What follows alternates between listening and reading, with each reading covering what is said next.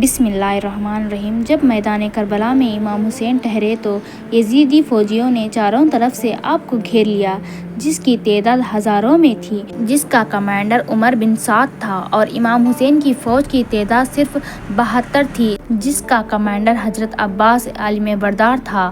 7 محرم 61 ہجری کو ابن زیاد نے عمر بن سعد کو حکم دیا کہ امام حسین اور آپ کے ساتھیوں پر پانی بند کر دیا جائے۔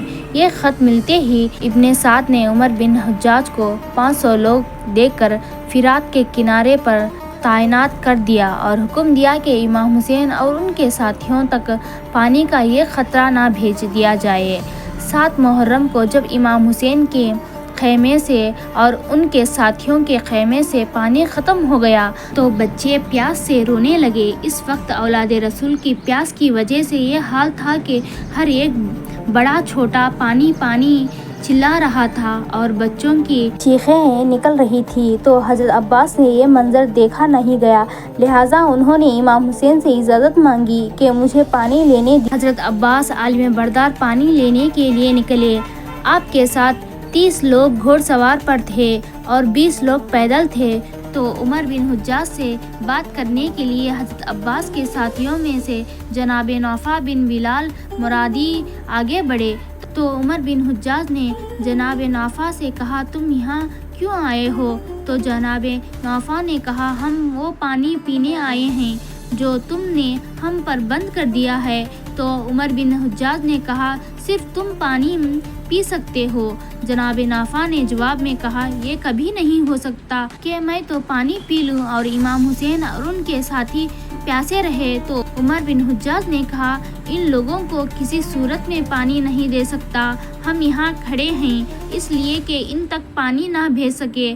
حضرت عباس اور امام حسین کے جب ساتھیوں نے دیکھا کہ بات چیت سے پانی حاصل نہیں ہو رہا ہے، لہٰذا انہوں نے تلواروں کے ذریعے پانی حاصل کرنے کا فیصلہ کیا، اور جب وہ پانی لینے کے لیے فرات کی طرف بڑھے تو عمر بن حجاج اپنے 4000 ساتھیوں کے ساتھ سامنے آ گیا اور پانی حاصل کرنے سے روکنے لگا۔ امام حسین کے ساتھیوں پر اور امام عباس پر حملہ کر دیا، جس کے بعد دونوں کی طرف سے جنگ چھڑ گئی۔ حضرت عباس نے اپنے ساتھیوں کے ہمارا دشمن پر ایسا حملہ کیا کہ دشمن کے تعداد اتنی ہونے کے بعد بھی وہ گھبرانے پر مجبور ہو گئے۔ حضرت عباس بڑی مشکل سے دریا تک پہنچے، مشک پھر کر جیسے چلے تو ظالموں نے چھپ کر تیر مار دی، پھر وہ پانی نکل گیا اور کئی دیر اپنے بدن پر کھائی زخمی ہو کر امام حسین کے پاس آ گئے۔ بھائی جان، دنیا کا پانی ہماری قسمت میں نہیں ہے،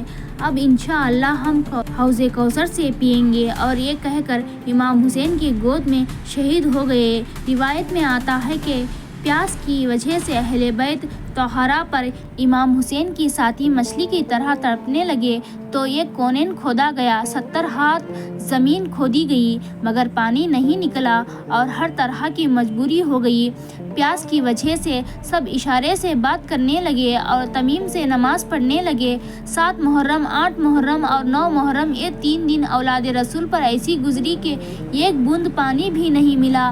صبح شاق ہو گئی اور اس وقت حضرت امام حسین نے فرمایا، اے میرے پیاروں، صبر کرو، اللہ صبر کرنے والوں کو پسند کرتا ہے، اور صبر کرنے والوں پر اللہ کی رحمت برستی ہے، اور جنت صبر کرنے والوں کے لیے۔ یہ نصیحت سن کر سب کی ہمت بڑھی اور سب مصلے بچھا کر اللہ کی یاد میں لگے، اور آپ نے اللہ تعالیٰ کے بارگاہ میں دعا کی کہ اس زمین و آسمان کے مالک، تو جانتا ہے کہ ان لوگوں نے مجھ کو بلایا، مجھ پر اور میرے ساتھیوں پر اتنا ظلم ڈالا، اس کا انصاف تیرے قبضے میں ہے۔ پھر نماز پڑھ کے فارغ ہو گئے تو آپ کی بھائی اور بھتیجوں نے کہا اور وہ 72 جانشینوں نے کہا کہ اے رسول پاک کے بیٹے، بڑے شان والے، یہ ہم سے ہرگز نہ ہو سکے گا کہ اس مصیبت میں ہم آپ کو چھوڑ کر بھاگ جائیں، ہم تو یہ چاہتے ہیں کہ اپنی جانوں کو آپ پر قربان کر دیں اور اللہ اور رسول کو راضی کر لیں۔ پھر آپ نے فرمایا، اے میرے پیاروں، تمہاری مرضی، اگر تم یہ چاہتے ہو کہ شہادت کا درجہ حاصل کرے تو جنت تمہارے قدموں کے نیچے ہے اور پیاس بجھانے کوثر کا پانی تیار ہے۔ دوستوں، یہ ویڈیو دیکھنے کے لیے شکریہ۔ یہ ویڈیو آپ کو پسند آئی ہے تو لائک شیئر کامنٹ ضرور کیجیے گا اور سبسکرائب لازمی کیجیے گا۔ Thank you for watching.